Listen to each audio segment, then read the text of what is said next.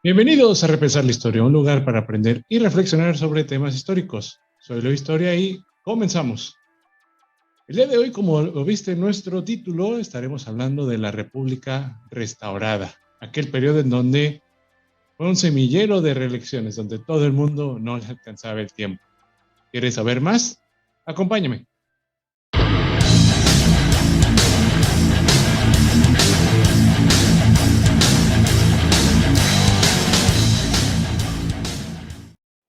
Bienvenidos a nuestro episodio número 62.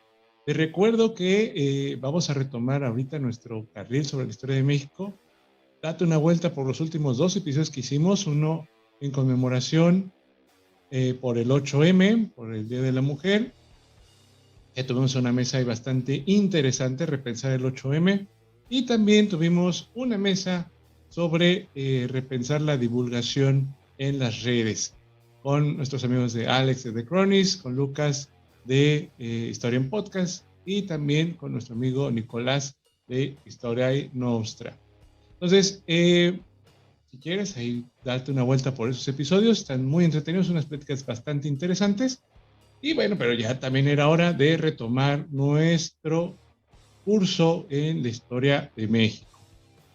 Pero antes de comenzar, te recordamos que nos puedes seguir en nuestras redes sociales, en Facebook, Instagram, TikTok, YouTube y Spotify. Sobre todo, bueno, ayúdanos a crecer en Spotify, califícanos con las 5 estrellas si el contenido te gusta. Y obviamente suscríbete, pícale la campanita en YouTube y pues para que estés pendiente de todo nuestro contenido.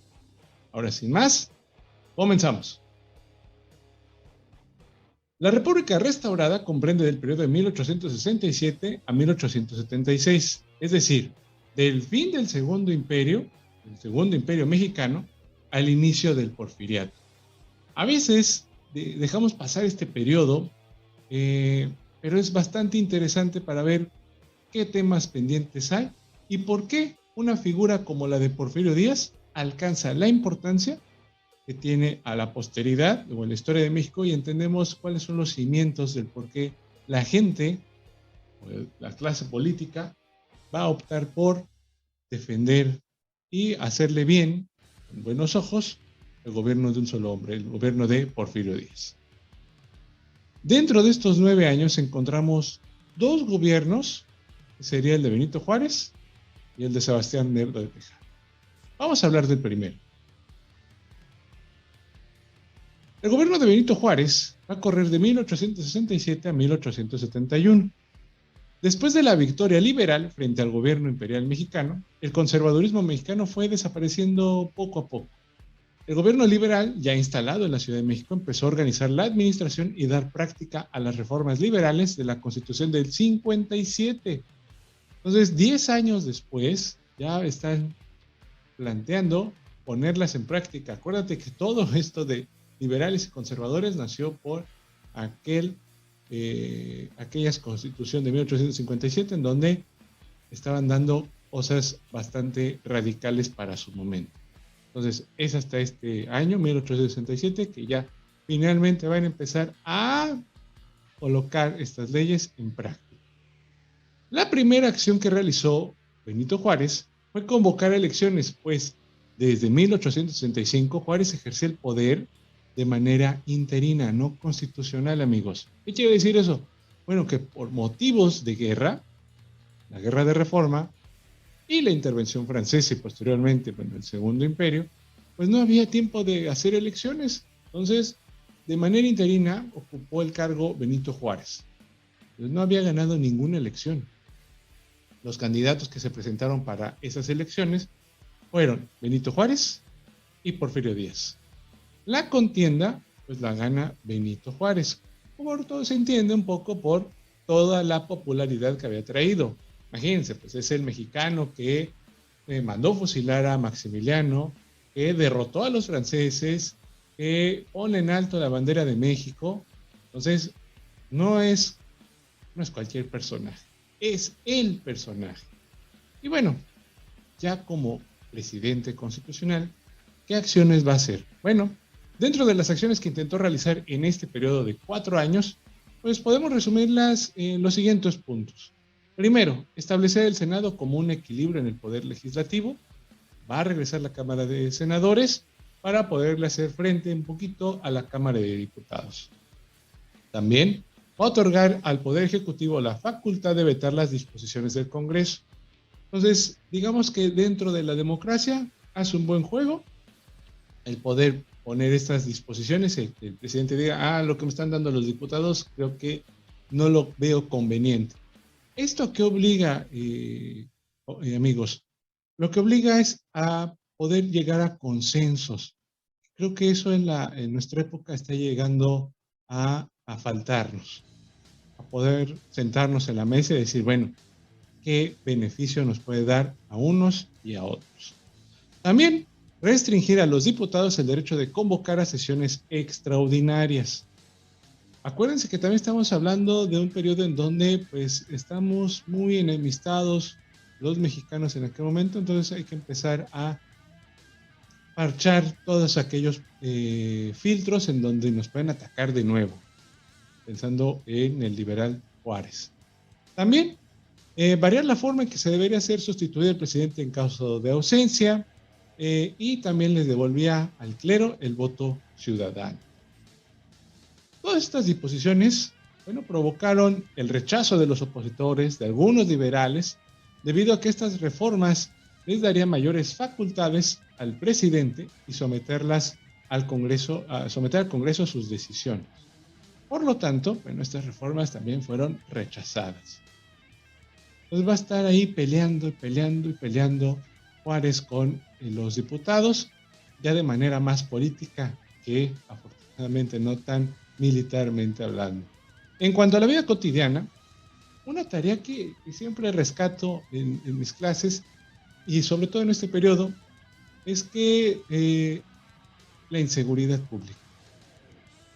Esta manera de poder llamarle seguridad pública en aquel momento se le llama bandolerismo, los bandoleros, los asaltantes de caminos. Los asaltantes de caminos invadían toda la República y fue un problema, pues los conservadores sobrevivientes, los militares que habían combatido a los franceses, pues querían arrebatarle el poder al grupo de los liberales civiles. Y como pues no los contrataban, pues decidieron pues asaltar los caminos para hacerse pues de recursos. Se encontraron en la inseguridad, en pues, el robo, un modo de vida. Ninguna ruta representaba seguridad. Los carruajes podían encontrarse durante su trayecto con una partida militar. Corrían el riesgo de caer en manos de alguna guerrilla republicana o en el peor de los casos con una banda de vulgares ladrones. Nadie se arriesgaba a viajar salvo en casos de verdadera urgencia. Y ante la evidente capacidad de las autoridades para remediar el asunto de la inseguridad, la gente comenzó a tomar justicia con sus propias manos. Así lo refería, fíjense, en aquel año 1858 está este testimonio del periódico La Sociedad, que el 3 de febrero de ese año de 1858 decía así: la diligencia de Tulancingo ha sido asaltada y robada casi todos los días anteriores. Anteayer, sin embargo, caminaba en ella el coronel Daza y Argüelles en compañía de 6 u 8 oficiales.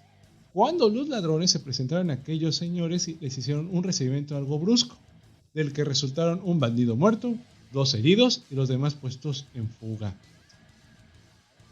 Así estaba, ¿no? Entonces, lamentablemente creo que es un tema que desde el siglo XIX no hemos avanzado nada. En otras ocasiones, guerrilleros y soldados olvidaron las causas que defendían y encontraron, lo que les decía, en el robo una forma menos peligrosa de hacerse de algunos centavos. Dejaron así la defensa de la República y se unieron al bando de la delincuencia. Pero si el ejército no podía esperarse gran cosa, pedir a las autoridades un poco de sentido común era demasiado. Como lo demostraba también este periódico de La Sociedad, que en otro de sus números denunciaba que la diligencia entre Puebla y la Ciudad de México estaba siendo robada todos los días a la altura de, adivinen qué, altura de Río Frío.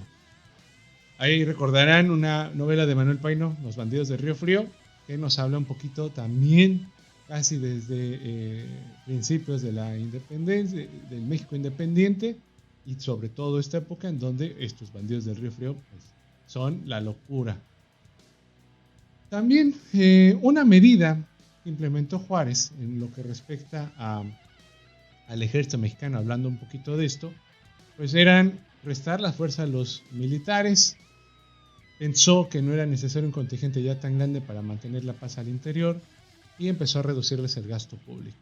Pues toda esta medida hizo que vieran, obviamente otra vez, a la delincuencia como un medio de sobrevivencia.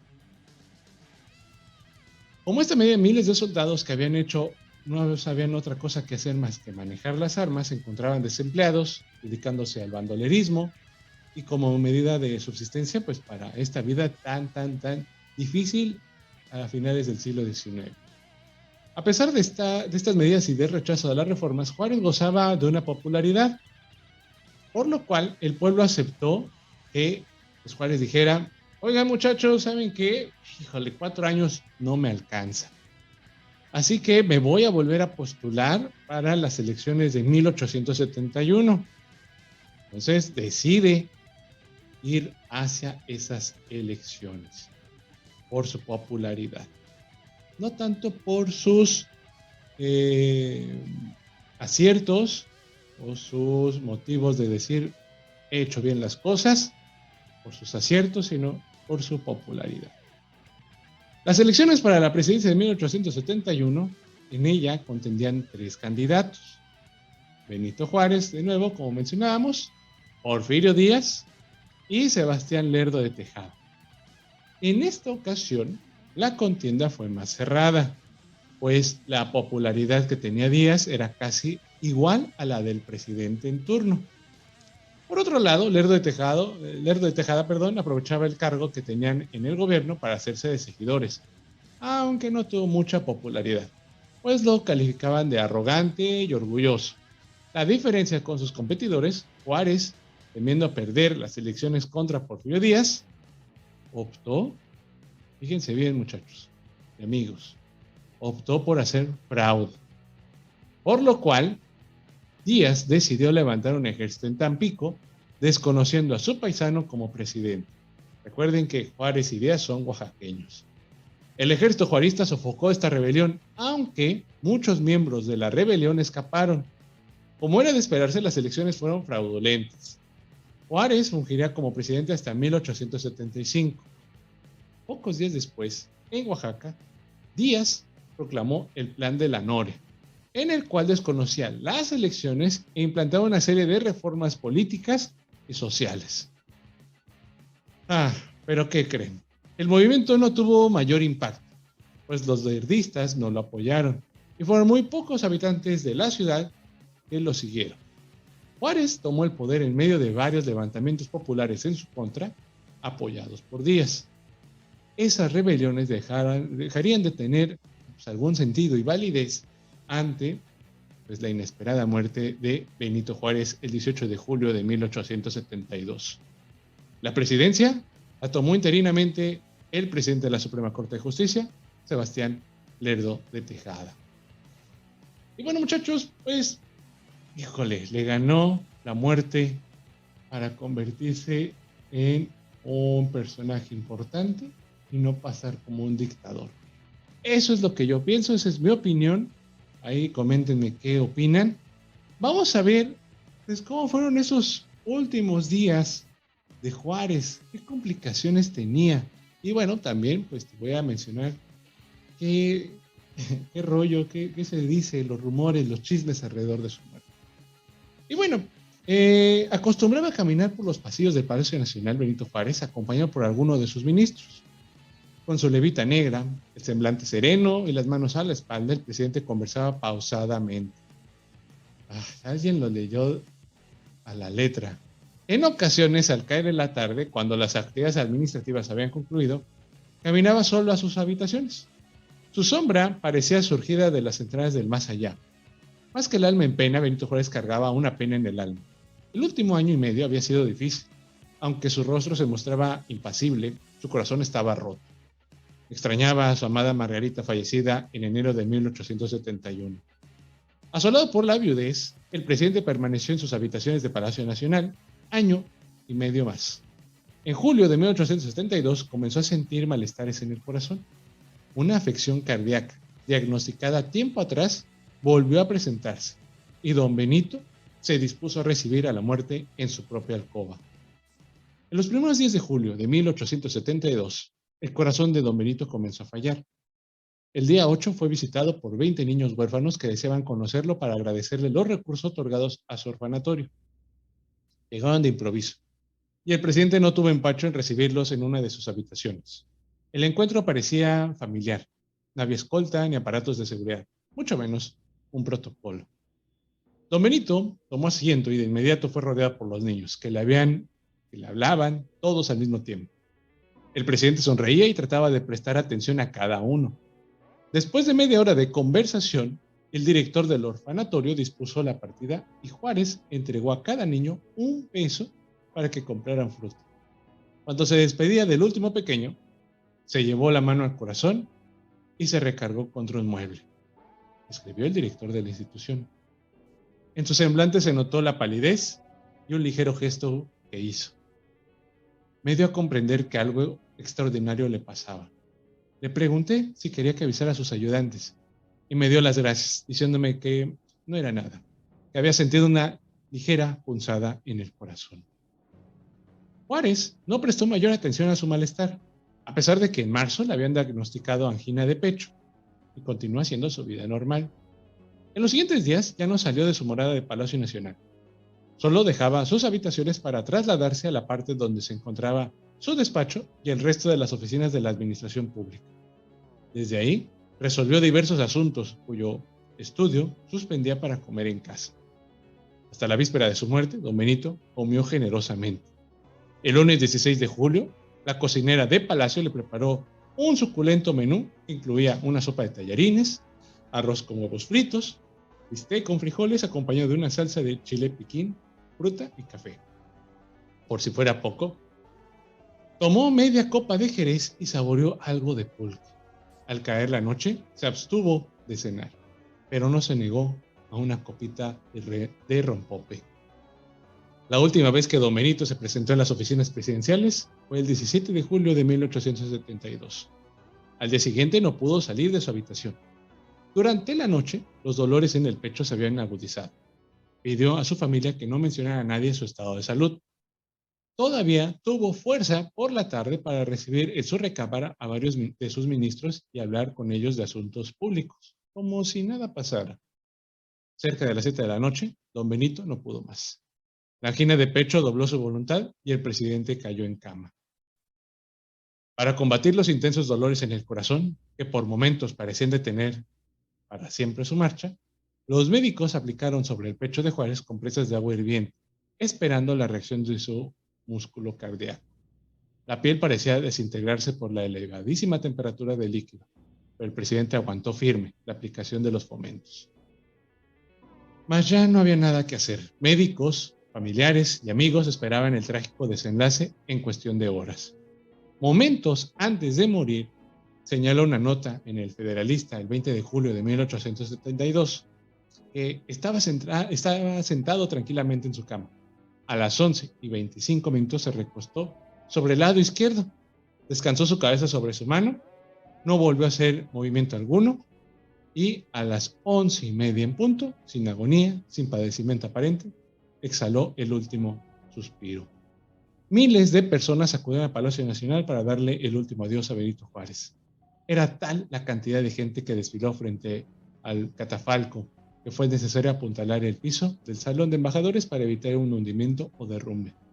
La última escena, descrita por el reportero del Federalista, no pudo ser más conmovedora. Le contemplamos con una emoción que no trataremos de describir en su recámara. Encima de su cama de bronce, vestido de negro, pálido, pero con fisonomía tranquila, sin contracción alguna, y pareciendo más bien dormir con el plácido y pasajero sueño de la vida, que con el eterno, profundo sueño de la muerte. Y así acabó la vida de Benito Juárez, una punzada en el corazón. Sin embargo, ya saben que a los mexicanos nos gusta el chisme, y al parecer pues hay ahí alguna historia alrededor de por qué murió Benito Juárez. Entonces, había ahí algunas versiones. Una de ellas cuenta que si van a Querétaro, van a poder escuchar esta leyenda. Una mujer llamada Leonarda, queretana, alias la Carambada, estaba muy enojada por la muerte de su esposo conservador. Así que, no me pregunten cómo, pero llegó a trabajar ahí en Palacio Nacional y que, bueno, sirvió como sirvienta o ama de llaves, sirvienta. Y pues poco a poco se supone que envenenó las puntas de los libros o del libro que estaba leyendo Juárez en el momento con algo llamado 21. Es un tipo de té veneno y que eso dice que cada vez que mojaba eh, las yemas de sus dedos para ir cambiando la hoja, pues absorbía algo de este veneno. Y que poco a poco, pues obviamente después de 21 días, pues se murió Juárez. Y ahí queda la leyenda. Lo cierto es que, bueno, hay el parte médico y pues en el parte médico pues, mencionan que fue por esta angina de pecho y esta punzada en el corazón. Pero ahí está la historia, está la anécdota, para que también es bonito recordar este tipo de leyendas. ¿Qué va a pasar después? Bueno, pues los movimientos estaban un poco caldeados. Porfirio Díaz dijo, chin, ya se murió Juárez, ya no puede hacer el movimiento. Muriéndose Juárez, pues el movimiento no tiene sentido. Dejó que gobernara Lerdo de Tejada. Entonces, ¿quién es Lerdo de Tejada? En este momento podemos asegurar quién es. Bueno, durante los primeros años de la República Restaurada, don Sebastián siguió dentro del gabinete del presidente Benito Juárez. Lo apoyó en su reelección, en el proyecto para crear el Senado, en la mano dura que por momentos aplicó en algunos estados de la Federación y cerró filas con el presidente para afrontar la primera rebelión de Díaz en 1871. Ese mismo año alcanzó la presidencia de la Suprema Corte de Justicia y la repentina muerte, obviamente, de Benito Juárez, ocurrida, como dijimos, el 18 de julio de 1872, lo llevó a la presidencia y pues a la realización de nuevas elecciones le otorgaron el poder constitucionalmente. Traía todo este empuje de ser juarista y obviamente pues por el ánimo de la gente de al ver muerto a Benito Juárez, dije, bueno, ¿quién puede continuar el proyecto? Pues Lerdo de Tejada. Aprovechó esa ola y bajo su gestión el gobierno terminó una violenta campaña de Nayarit que culminó con la muerte del caudillo indígena Manuel Lozada. Estableció el Senado, inauguró el ferrocarril en Veracruz. Sus logros, sin embargo, pronto fueron olvidados. La claridad e inteligencia con que había actuado como ministro de Juárez desaparecieron bajo su premisa de los extremos, llevando al credo liberal a límites que ni siquiera el propio Benito, por sentido de oportunidad y de la política, había tocado. Elevó a rango constitucional las leyes de reforma, decretó la supresión de la Orden de las Hermanas de la Caridad y la expulsión de varios jesuitas por supuestas conspiraciones en contra de su gobierno. Como era de esperarse, una ola de indignación recorrió el país entero. Todo elemento femenino de la sociedad, escribía Justo Sierra, que había aplaudido el advenimiento del señor Lerdo, el reinado de la gente decente, volvió la espalda al presidente y comenzó con implacable tenacidad esa guerra sorda de los salones y las cocinas que ataca y enmohece los más íntimos resortes gubernamentales. Con buena parte de los grupos políticos en su contra, su reelección en 1876 era impensable. Aún así, el gobierno se empecinó por llevarla a feliz término y un fraude muy descarado. Sus extremos habían roto la legalidad. Porfirio Díaz se levantó en armas y Jesús María Iglesias, presidente de la Suprema Corte y viejo amigo de Lerdo, desconoció la reelección presidencial. El 20 de noviembre de 1876 dejó la presidencia y marchó a los Estados Unidos para residir en Nueva York los últimos días de su vida. Había sido un hombre para aconsejar al poder, para ilustrarlo, para iluminarlo, pero desafortunadamente no para ejercerlo.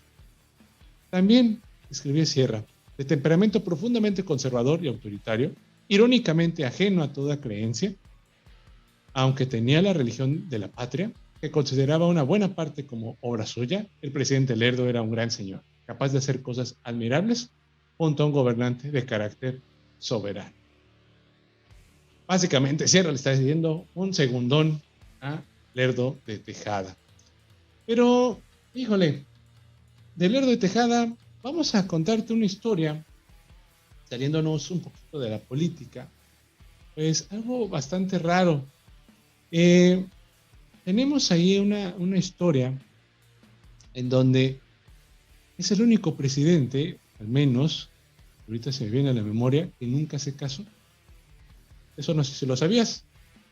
Entonces, eso está, no digo que para la época fue bastante raro. La historia de este personaje quedó atrapada entre los fuegos que dominaron su siglo, juaristas y porfiristas. Le tocó enterrar a su amigo Benito Juárez en 1872, sucederlo en la silla presidencial y ser derribado por el general Porfirio Díaz en 1876. En su biografía sobre el líder delegado, Frank Knapp relata que se trataba de un hombre culto, inteligente, noble y cortés, en ocasiones austero y retraído. Rechoncho hombrecito que no llegaba a la estatura normal para llenar su sombrío traje negro, también como llenaba el papel que desempeñó como rector del Colegio de San Ildefonso. Claro, después de Lerdo de Tejada tuvo que soportar decenas de años, digamos, de cortesía porfirista, donde se convirtió para el público en un hombre insensible al dolor ajeno, cerrado al amor, engreído, dictador, parrandero y glotón por añadidura.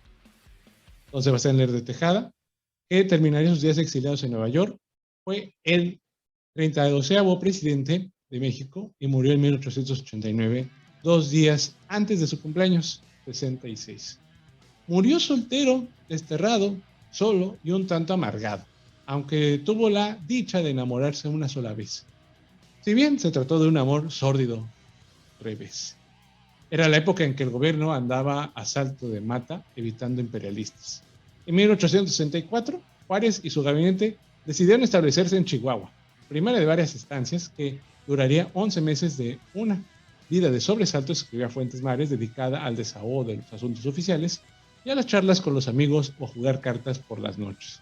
Cuando se presentaba la oportunidad de un baile, dijo, de varias, cuando el enemigo se acercaba lo suficiente, Juárez y sus acompañantes ponían pies en polvorosa, poniendo un mínimo de 400 kilómetros desierto de por medio, entre ellos y la más próxima bayoneta francesa. Así lo relata Fuentes Mares. En este periodo de sustos, travesías, polvorientas y aguante físico, don Sebastián conoció a la hija de un distinguido anfitrión, Bernardo Revilla Valenzuela, 2 veces gobernador de Chihuahua e ilustre liberal a quien Juárez honró con su amistad. Manuela era la segunda de sus hijas y sus frágiles 14 años pasaron por deslumbrar el corazón de Lerdo. Entonces un tímido intelectual de 42 años. Santo Dios. Sin embargo, en uno de los muchos bailes, don Sebastián se armó de valor y jugó la carta sentimental más importante de su vida, proponiéndole matrimonio a Manuela. Desgraciadamente, la muchacha se negó, aduciendo que estaba comprometida con un destacado sastre de la entidad, un tal Adolfo Pinto. El maduro galán se dirigió al padre, que extrañó a las costumbres de la época en tales materias, prefirió dejar la última decisión en manos de su hija, demostrando así que el amor a veces puede más que la conveniencia. Cuando en diciembre de 1866 Juárez y su gobierno decían regresar a la capital ante el evidente desmoronamiento de los intervencionistas, el despecho de Sebastián no perdió la esperanza de ganar el corazón de Manuelita. Formó, pues, una alianza con la hermana mayor de esta, Antonia, para que convenciera a la muchacha. Desde ese momento, Lerdo de Tejada escribió un promedio de 6 cartas mensuales durante 10 meses. Algo extraordinario, comenta Fuentes Mares, si se considera las difíciles condiciones en que escribió tan copiosa correspondencia. Cartas que terminarían en octubre de 1867, cuando Antonio inexplicablemente decidió poner fin a la correspondencia, con la obvia imposibilidad de alcanzar el amor de Manuel. La correspondencia es la evidencia epistolar de un hombre de carne y hueso, desilusionado en el amor, la mayor de las veces cansado y fastidiado de tanto ajetreo que le tocó presenciar hechos históricos sin precedentes y que comunicó la penosa tarea de un pueblo que trataba de renacer de las cenizas de la guerra. Van 14 personas muertas de hambre, o la carne de caballo es el artículo de lujo, o se necesita agolparse desde las 2 de la mañana en las puertas de la panadería para conseguir una torta de pan. Aún así, apunta Fuentes Mares, nuestro hombre volvía a su empaque de funcionario público, a su abandono desdeñoso y arrojado a los brazos de la elegante conformidad. La verdad es que la vida nada se le da a la perfección absoluta, y para don Sebastián, el año de la victoria no pudo ser el de la felicidad. Lerdo de Tejada, de nuevo, quería la presidencia y preparaba su reelección. Díaz no supo de estos deseos y no se esperó al llamado de las elecciones para proclamar el primer semestre de 1876, el plan de Tuxtepec, el cual desconocía a Lerdo como presidente, y el gobierno lerdista trató de sofocar el movimiento oaxaqueño, pero la popularidad de la cual gozaba hizo que resistiera los embates del gobierno. Fraseroterapia, un receso para la conciencia, pensamientos del pasado aplicados al presente. En esta ocasión tenemos a Marco Aurelio, que dice así: todo lo que escuchamos es una opinión, no un hecho. Todo lo que vemos es una perspectiva, no es la verdad. En este mundo de las redes sociales, en donde todo el mundo tiene su opinión, creo que debemos de tener eso en cuenta. Y también, no todo lo que escuchemos en las noticias es un hecho. A veces hay que distinguir lo que es una opinión. Y abusados, porque también desde el gobierno pues están generando opiniones, no hechos. Por lo tanto, están generando perspectivas y no la verdad.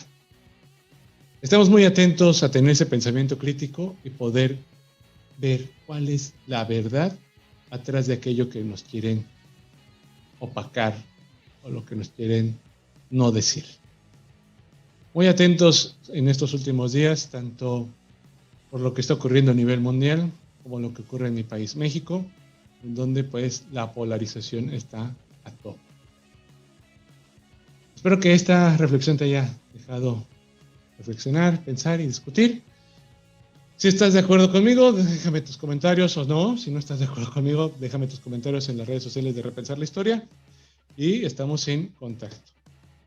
Espero que esta reflexión te ayude a aligerar un poco la carga que traigas este día. Y bueno, hasta aquí mis repensadores, hasta aquí este episodio de La República Restaurada. Como ven, pues fue una época de reelecciones, donde vimos a personajes como Benito Juárez ya en sus últimas etapas. De esta casi no se cuenta mucho, pero que le gustó mucho al fraude electoral. Otro personaje que casi no revisamos es a Sebastián Lerdo de Tejada. Como verán, como la época lo indicaba en aquel momento, pues un hombre de 42 años cortejando a una jovencita de 14, por Dios, pero era la época. Ahorita ya sería impensable hacer eso. Entonces, cosas de estas son las que hay que repensar para poder decir hemos avanzado en ciertas cosas. Y bueno, también ver desde qué punto se estaba perfilando Porfirio Díaz. Ya llegaremos al Porfiriato y ahí nos va a tomar varios capítulos y episodios hablar sobre este personaje peculiar, de claros y oscuros. Así que sin más, mis repensadores, no olvides seguirnos en nuestras redes sociales de Repensar la Historia, en nuestro podcast, en YouTube, en Spotify, en TikTok, en Instagram, en Facebook. Muchas gracias por su apoyo y espero que este episodio te haya servido para tu examen, para relajarte, para aprender, o bien, pues para darte datos a lo mejor interesantes de sobremesa. Soy Leo Historia y recuerda, siempre se puede aprender algo del pasado. Nos vemos en la próxima.